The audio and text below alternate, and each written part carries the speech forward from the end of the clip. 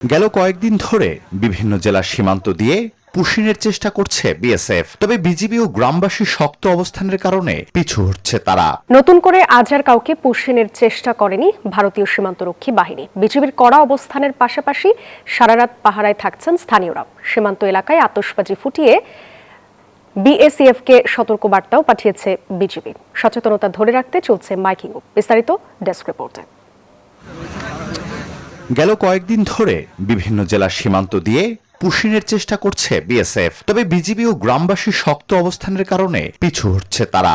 মঙ্গলবার দেশের প্রায় সব সীমান্ত থেকে পিছু হটেছে ভারতীয় সীমান্তরক্ষী বাহিনী।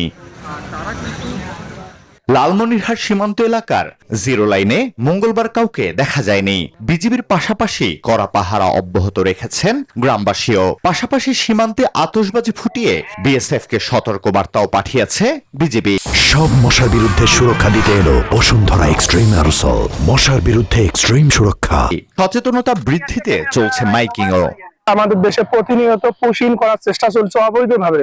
আমরা এলাকাবাসী বিজিবির সাথে আছি। সেই পূর্ববর্তী সময়ে আমরা চেষ্টা করছি, এখন আমরা চেষ্টা চালিয়ে যাচ্ছি, ভবিষ্যতে ইনশাল্লাহ আমাদের চেষ্টা থাকবে। এদিকে পঞ্চগড়ের সেই 10 জনকে সরিয়ে নেয়ার পর নতুন করে পুশিনের আর কোনো খবর পাওয়া যায়নি। 277 কিলোমিটার ভারতীয় সীমান্ত বেষ্টিত এই জেলায় বিজিবি কড়া পাহারায় রয়েছে, সাথে রয়েছেন সাধারণ মানুষও।